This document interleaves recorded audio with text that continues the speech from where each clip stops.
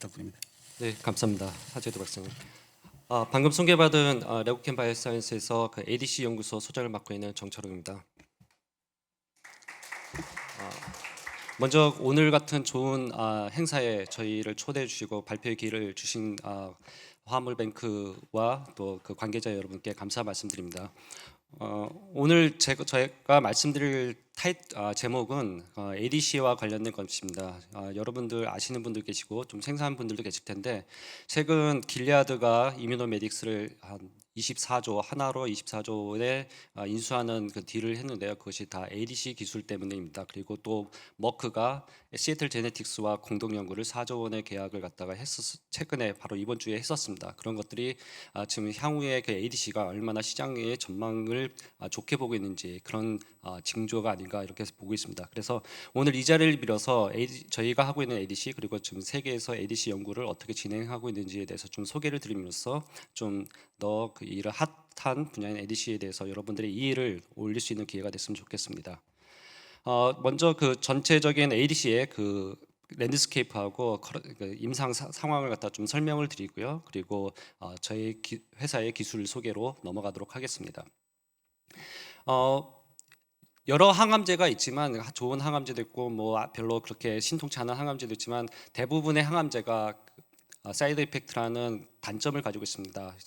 사진에서 보시다시피 눈에 쉽게 띄는 그 탈모 증세부터 시작해서 겉으로는 보이지 않지만 환자에게 약을 끊고 싶은 충동을 일으키는 굉장한 사이드 이펙트를 일으키는 부작용들을 가지고 있는 것들이 항암제의 어쩔 수 없는 특징이었고 그래서 그것을 해결하고자 하는 것들이 많은 연구자들과 그 제약회사들의 어떤 목표가 되어 왔습니다. 그래서 좀 더 좋은 항암제를 개발하는 방법 중에 하나가 타겟티드 세라피를 어떻게 하면 좋을까? 특히 포텐트한 그 케미칼 드롭과 그다음에 스페시픽한 항체를 갖다 접목시킴으로써 우리가 타겟 스페시시티를 높이고 그다음에 약물에 대한 효과는 좀 더 높이는 그런 두 가지를 효과를 놀리고자 하는 것이 안티바디 드러그 컨주게이트 즉 ADC의 디자인이었습니다. ADC는 혈중에서 그 암세포를 만나면 여기 그림에서 보시다시피 암세포 표면에 있는 타겟 안티젠에 바인딩해서 안티바디가 바인딩함으로써 셀 내로 인터널라이즈 되는 프로세스가 시작됩니다. 인터널라이즈 되는 프로세스 중에 이 ADC 컴플렉스는 라이소솜으로 가게 됩니다. 라이소솜에 있는 엔자임에 의해서 항체와 또는 링커가 분해됨으로써 항체에 달려있던 톡신이 셀 내로 릴리즈가 되게 됩니다. 이 톡신에 의해서 이 캔서셀은 에파토시스를 일으키고 또는 네크로시스를 일으키고 셀 데스에 이르는 결과를 얻게 됩니다. 이러한 메커니즘을 가진 약들이 최근에 사진에서 보시다시피 한 4가지 정도가 아주 대표적인 약으로 나와서 지금 굉장히 활발하게 지금 시장에서 팔리고 있고 점점 더 매출을 증가시키고 가고 있습니다. 4개의 약품은 전부 다 타겟 틀리고 거기에 붙어있는 약물도 다 틀린 상황입니다. 그래서 다양한 약물들이 활용 가능한 것이 지금 ADC 시장이고요. 그리고 최근에 들어서 더욱더 이런 그 허가나 임상의 그 추세가 가파르게 증가하고 있는데요. 작년에 3개 제품, 벌써 올해 상반기에는 2개 제품이 허가를 받았습니다. 그리고 현재 임상에는 87개가 넘는 제품이 임상에 진행하고 있습니다. 그리고 그 판매 예측을 보시면 여기 글씨가 잘 보시는지 모르겠지만 각 제품에 밑에 파란색으로 되어 있는 세일즈 포캐스트를 보면 대부분이 1조 이상의 세일즈 포캐스트를 보이고 있습니다. 특히 트러델비 같은 경우 최근에 길리아드가 23조나 주고 라이센스 회사를 통째로 살려고 했던 가장 큰 원인 중에 하나인 이 제품은 약 5조의 연간 매출액을 예상하고 있습니다. 그만큼 지금 시장이 굉장히 그 전망이 좋고요. 그리고 1세대 제품인 중에 가장 대표적인 캐사엘라와 에디스트리스는 각 제품이 초기에는 아직 ADC에 대한 의사들이나 환자들의 어떤 신뢰가 좀 부족했던 탓인지 세일즈가 조금 느리게 성장했지만 점차적으로 그 데이터가 쌓이면서 1조 이상의 지금 매출을 갖다가 노리고 있고 거의 허셉틴이나 오리지널 그 시장들을 갖다가 잠식해 나가고 있는 상황입니다. 이러한 장밋빛 전망 때문인지 모르지만 지금 많은 회사들이 그 ADC를 갖다 개발하고 있고요. 그 임상에 아까 말씀드렸던 80개가 넘는 제품들이 임상 개발하고 있는데 모두 장밋빛인 것만은 아닙니다. 여기 보시면 액티브한 것도 있지만 디스컨티뉴된 제품들이 임상 1상, 2상에 굉장히 많은 부분을 차지하고 있습니다. 그 이유는 기존에 나왔던 1세대 제품들의 링커나 톡신들이 최적화되지 못한 상황으로 임상에 들어갔기 때문에 독성이나 효과의 미비로 인해서 임상에서 중단되었습니다. 그래서 저희 같은 넥스트 제너레이션 ADC를 추구하는 회사들은 이러한 1세대 제품의 단점을 갖다가 극복하고자 여러 가지 기술 개발을 해서 지금 진행되는 상황이고요. ADC는 솔리드 튜머나 혈액암 모두 다 지금 적용이 가능해서 카티 같은 제품들이 혈액암에는 잘 듣지만 고형암에서는 아직까지는 허들을 갖고 있는 단점인데 비해서 ADC는 혈액암이나 고형암 또는 두 개를 동시에 타겟하는 타겟에 대해서도 전혀 문제없이 적용되고 있는 상황입니다. 최근 US FDA의 IND 서브미션을 봐도 최근 5년간의 그 서브미션이 그 전에 한 10여 년간 동안 일어났던 모든 서브미션 합한 것 이상으로 나오는 것만큼 굉장히 활발하게 그 임상까지 진행되고 있고요. 뭐 그다음에 보통 그 초기에는 MMA나 MMAF 같은 마이크로튜브 타겟팅 드럭들을 갖다가 주로 사용했었는데 지금은 다양한 DNA 타겟팅 에이전트를 비롯해서 다양한 모드 오브 액션을 가진 케미칼들을 페일로드로 사용해서 진행되고 있습니다. 그리고 모든 지금 온콜로지 분야의 임상 분야에서도 그렇겠지만 ADC 역시 이뮨 온콜로지 드럭들과 컴비 세라피를 하는 것이 지금 유행처럼 번져나가고 있는데요. 그 이유 중 하나는 페이로드로 주로 많이 쓰이고 있는 MMAE나 PBD 같은 그런 강력한 톡신들이 이뮤노제닉 셀데스를 일으킨다고 최근에 보고가 됐습니다. 그래서 이뮤노제닉 셀데스를 일으키는 ADC와 그다음에 이뮨을 모듈레이션하는 이뮨 체크포인트 블러커들을 같이 콤비함으로써 환자에게 좀 더 좋은 효과를 갖다 노리고자 하는 임상들이 굉장히 많이 증가하고 있는 상황입니다. 지금 현재 한 45개 클리니컬 트라이얼이 진행되고 있는 것으로 알고 있습니다. 그리고 보통 ADC 하면 다들 온콜로지 쪽, 그 항암제 쪽으로만 생각하고 계신데 여기 보시는 것 같이 항염증이나 아니면 항생제 쪽으로도 지금 개발이 되고 있고 이미 임상까지도 들어간 상황입니다. 그래서 우리가 쓸 수 있는 항체와 약물들의 조합을 생각한다면 굉장히 많은 분야에 적용이 가능한 기술이라고 볼 수 있겠습니다. 그럼 지금부터 저희 쪽에서 진행됐던 좀 기술 위주로 다시 한번 ADC의 그 개발 과정을 갖다가 말씀드릴 텐데요. 어떻게 보면 조각조각 흩어져 있던 어떤 오픈 소스에 있던 데이터들이나 정보를 저희가 모아서 저희 회사 이름에 있는 레고캠에 있는 레고처럼 레고 블록처럼 모아서 새로운 신기술을 갖다가 이루고 그것이 어떤 혁신적인 포인트를 이루는 것을 설명드리고자 합니다. 죄송합니다. 레고캠 바이오는 2006년에 설립돼서 2013년에 상장된 회사로서 약 20개의 그 파이프라인을 가지고 있고 현재 6개 이상의 그 클리니컬 트라이얼을 진행하고 있습니다. 이 모든 것들을 파이프라인을 저희가 단독으로 하는 것이 아니라 15개 회사가 넘는 파트너들과 같이 공동으로 진행하고 있습니다. 그리고 현재 저희는 대략 한 90명이 좀 넘는 그 인원의 그 직원들이 같이 일하고 있는데 그 중에서 한 10여 명을 빼놓고는 전부 연구원입니다. 그래서 굉장히 R&D 중심의 회사로서 지금 운영되고 있고요.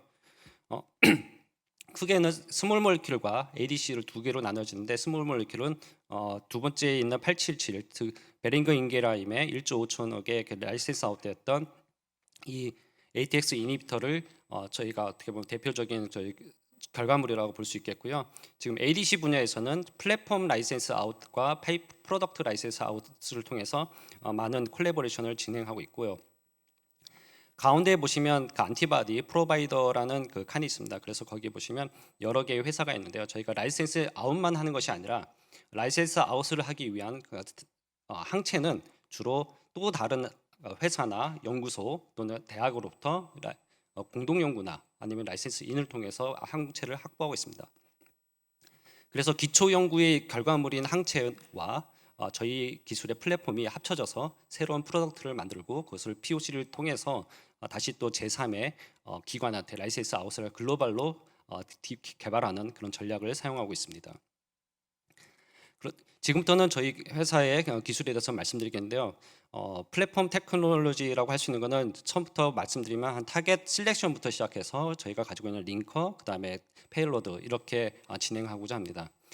ADC는 안티바디와 드러그로 나눠져 있기 때문에 안티바디를 선정하는 것도 굉장히 중요한 어떻게 보면 시작이라고 있습니다. 저희 자체로서는 안티바디를 직접 만들지는 않지만 안티바디를 만들고 있는 회사랑 접촉할 시에 어떤 타겟을 가지고 있는 안티바디 회사와 또 안티바디와 저희 ADC를 합칠 것인지 그것이 굉장히 중요한 스타트 포인트가 될 수 있겠습니다. 그래서 그것을 고르는 여러 가지 셀렉션 크라이테리아를 수립해서 보시는 것 같이 타겟에 대한 실렉션 그리고 안티바디 자체에 대한 실렉션 크라이테리아를 통해서 좋은 안티바디 그리고 드러거블한 안티바디를 찾고자 하는 노력들을 하고 있습니다. 그래서 그렇게 그런 카테고리를 가지고 어떤 특정 타겟이나 그 타겟에 대한 항체를 스코링을 해서 저희가 실렉션을 하고 파트너를 선정하고 있습니다. 그래서 1년에 100여 개가 넘는 회사와 항체 후보를 갖다가 실렉션을 해서 그 중에 괜찮은 타겟들, 괜찮은 항체들을 가진 회사와 지금 콜래보레이션을 진행하고 있습니다. 그다음에 항체와 그 드럭을 갖다가 연결해주는 저 링커가 있습니다. 저 링커가 사실을 어떻게 보면 드럭도 중요하고 항체도 중요한데 링커에 대한 중요성은 사실 많이 모르고 계신 분들이 많습니다. 링커가 단순히 항체와 그 약물을 갖다가 연결해주는 그냥 연결자 역할만 하느냐? 그렇지는 않습니다. 이것이 얼마나 혈중에서는 안정적으로 두 개의 물질을 갖다가 연결해주고 캔서 셀에 들어가서는 반대로 아주 이펙티브하게 에피션트하게 끊어져야 됩니다. 혈중에서는 잘 끊어지고 암세포에서는 잘 안 끊어진다면 독성만 높고 효과는 안 좋은 링커가 되기 때문에 이 밸런스가 가장 중요하고요. 이런 역할을 하는 것과 동시에 PK나 ADME 같은 약물의 효과를 내는 데서 중요한 여러 가지 약물의 특성을 갖다가 잘 유지시켜주는 그런 케미칼이어야 하는 조건이 있습니다. 그래서 이런 항체나 링커나 그다음에 사이토톡신에 대한 기존 기술을 저희가 사업에 들어가기 전에 이쪽 분야에 들어가기 전에 분석을 해봤습니다. 우리가 어떤 것을 들어갈 것이냐. 그때 해봤더니 뭐 각각의 장단점이나 어떤 문제점을 분석했는데 안티바디는 저희가 직접 하는 것이 아니기 때문에 저희 원하는 언맷니즈를 해결하는 그런 특성 있는 항체를 고르는 방법 아까 앞서 설명드렸지만 그런 크라이테리아를 선정해서 그 선정을 하고요. 컨주게이션이나 링커는 컨주게이션 부분을 보면 컨주게이션이라는 것은 링커를 항체에 붙이는 방법입니다. 기존의 1세대 항체들이 ADC들이 랜덤하게 붙였습니다. 그래서 어디에 이 약물이 붙는지 정확하게 알 수 없었고 몇 개가 붙는지도 정확하게 분석을 못했습니다. 그래서 이런 특성을 알 수 없는 물질을 가지고 약을 하는 것은 사실 약을 만드는 어떤 그 에티컬 이슈에도 좀 안 맞기 때문에 우리는 사이트 스페시픽하게 정말 호모지니어스한 파이널 ADC 프로덕트를 만들 수 있어야 된다라는 목표를 정했고요. 그 다음에 플라즈마에서 굉장히 스테이블해야 된다. 그래서 약물이 안 끊어지고 임상에서 독성이 안 나려면 약물이 혈중에서 안 끊어지고 캔서셀에서만 끊어지는 그런 것을 디자인해야 된다. 그리고 톡신은 좀 더 좋은 톡신, 뭐 강한 톡신이 될 수도 있고 아니면 캔서 스페시픽하게 작용할 수 있는 톡신이어야 되고 뭐 이런 것들을 목표를 잡고 이제 연구를 시작했는데요. 첫 번째 저희가 해결하려고 했던 언매니지는 1세대 ADC 가지고 있던 일단 이런 헤테로지니어스한 품질입니다.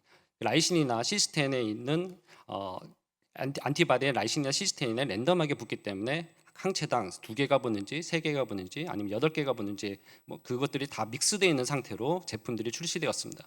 그렇기 때문에 또한 그 랜덤하게 여러 개가 붙어 있는 것뿐만 아니라 그 링커들이 스테이빌리티가 떨어졌기 때문에 임상에서 독성이 나타나서 또는 효과가 떨어져서 임상에서 중단되는 파이프라인들이 많이 보였던 것입니다.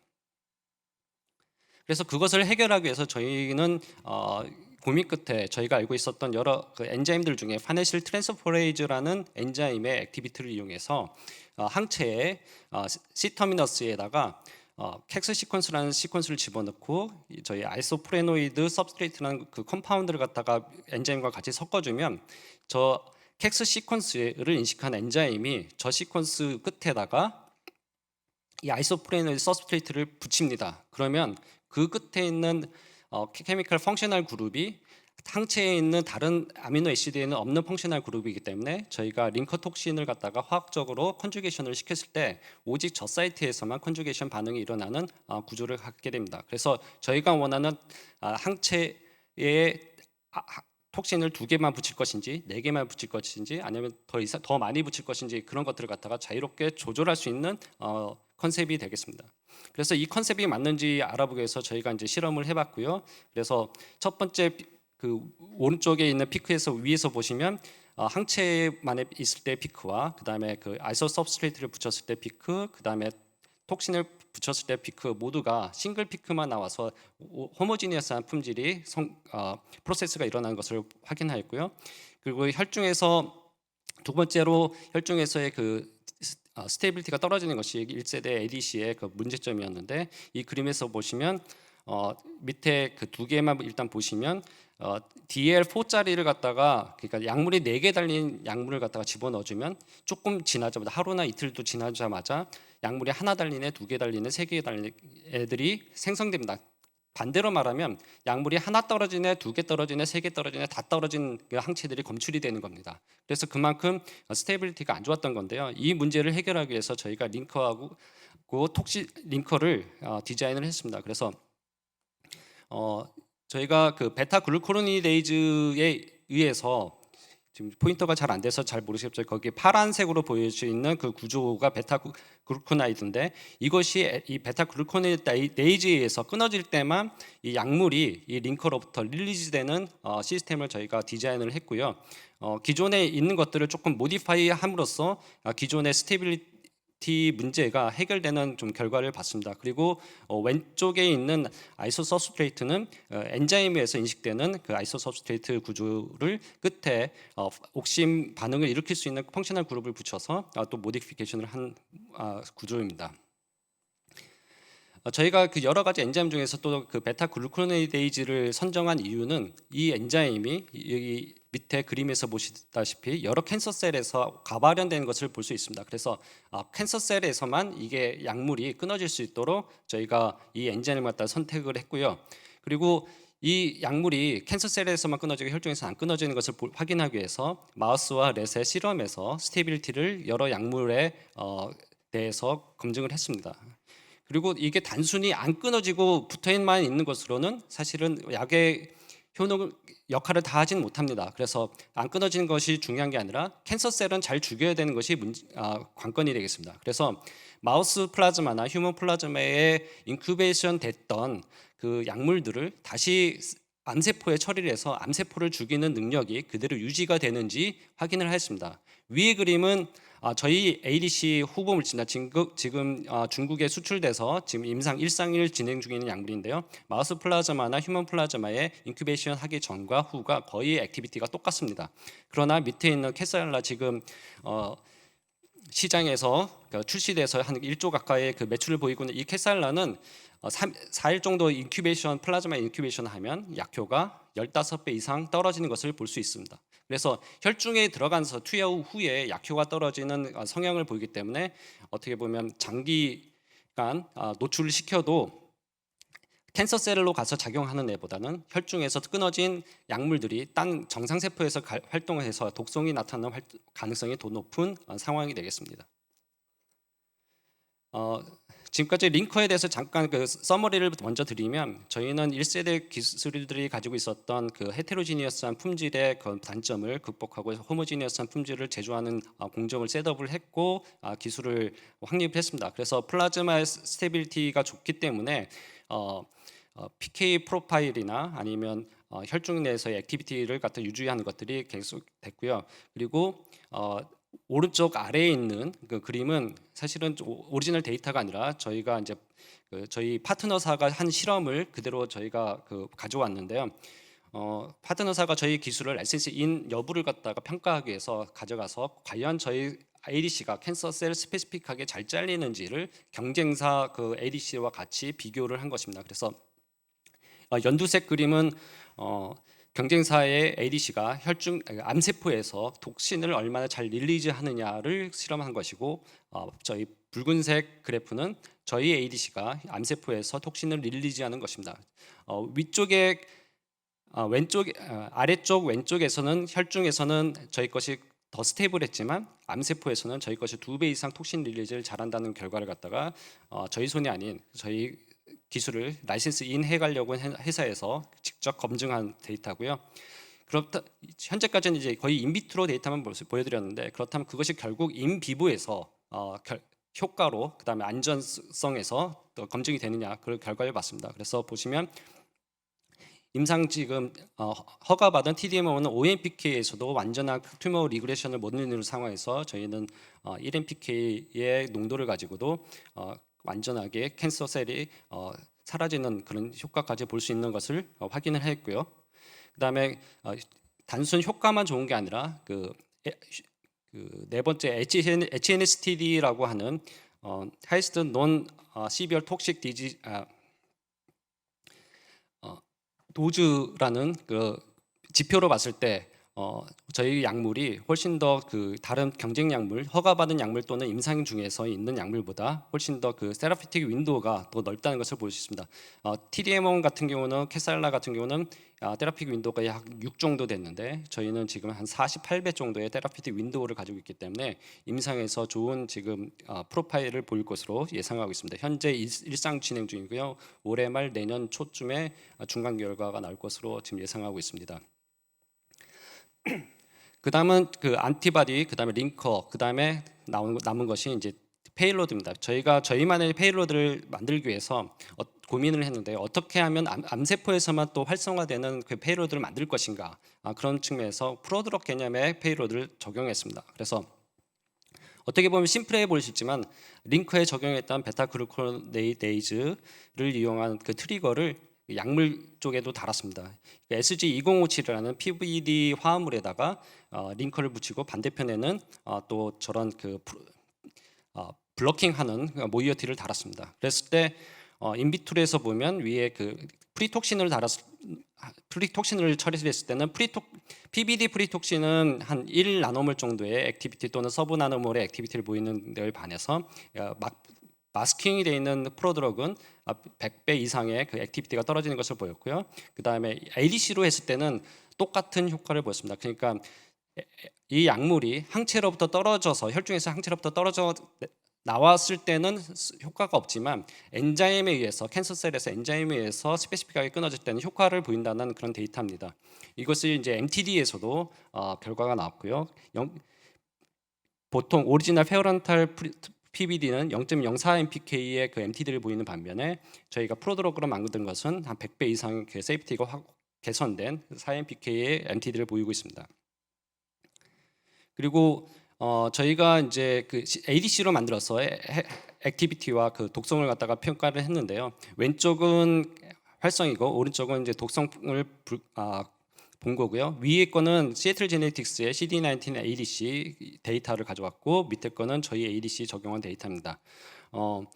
시애틀 제네틱스는 300 마이크로그램 퍼 킬로그램에서 그 효과가 보이다가 다시 상승하는, 암세포가 다시 자라는 효과를 보이는 반면에 저희는 0.33 mpk, 그러니까 거의 동등한 도주에서 완전한 그 튜머셀 리그레션을 보였고요. 그다음에 세이프티 측면에서 보면 완전히 저희 한 10배 정도 더 높은 농도에서도 저희는 노멀 B셀의 그 엘리미네이션을 갖다가 보이지 않았습니다. 그래서 마찬가지로 저희가 TI를 봤을 때 12배 이상 좋아진 것을 확인했고요. 저희가 이제 처음에 디자인을 했을 때 디파인드 DIR, 그다음에 스테이블한 튜머 셀렉티브 링커, 그다음에 사이즈 스페시픽한 드럭 컨주게이션, 이런 것들을 하면 테라피 윈도우가 높아질 것이다 라고 예측했던 것들이 실제적으로 결과로 나와서 지금 결국은 그 작년에 다케다와의 그 딜, 그다음 올해 익스다와의 딜로 이어졌고요.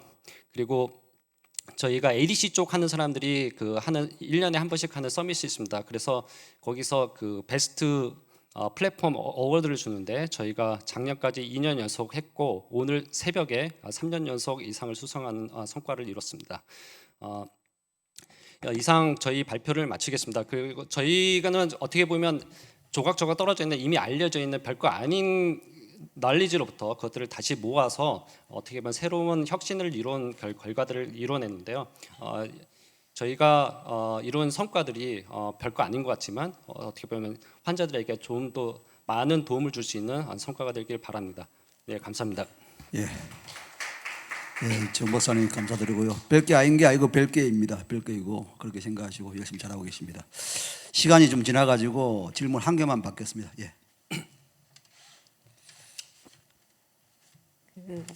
별게 아닌 것 같은데 이걸 다 그 하나하나 모으려면은 사실은 그 노력과 시간이 많이 들었을 것 같아요. 왜냐하면 뭐 그 특성에도 맞아야 되고 그다음에 특허성도 있어야 되고 그래서 보면은 뭐 아까도 뭐 파르니실레이션 했는데 진짜 다른 거가 아니면 안 되고 뭐 여러 가지 했을 것 같아요. 뭐 제라닐레이션도 했을 것 같고 뭐 여러 가지 맞습니다. 하셨을 것 같은데 그거에 이제 하는 스테레올로지가 이제 특허성부터 보고 그다음에 물성을 찾는 것인지 일단은 뭐 여러 개 스크리닝해서 좋은 걸 찾는 것인지 조금 어려울 것 같은데요. 좀 제일 어려웠던 점이 어떤 거예요?